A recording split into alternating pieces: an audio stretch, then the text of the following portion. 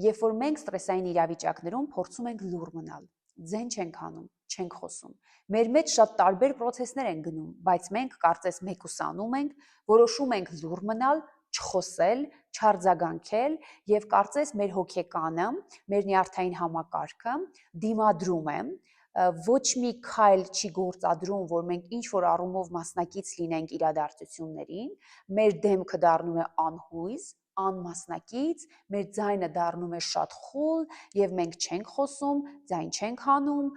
ոչ մի բանի չենք մասնակցում եւ ինչու ենք մենք դա անում, որովհետեւ իրականում չենք ունենում ռեսուրս այդ իրավիճակում որևէ այլ բան անելու։ Դա կարծես մեր հոգեկանի իրեն հարմար այն պաշտպանական ձևն է, որով ինքը մեզ հեռացնում է կարծես ստրեսից, դիսկոմֆորտից եւ օգնում է, որ մենք ինքներս մեզ պաշտպանենք։ Ինչպես է այդ իրավիճակը ընկալում մեր զուգընկերը։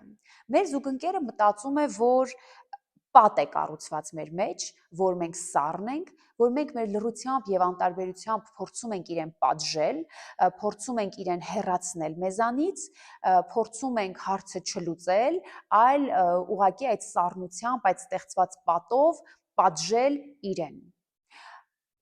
Փորձեք հասկանալ, արդյոք դուք հաճախ եք այս լուռ պայքարելու գործիքն օգտագործում։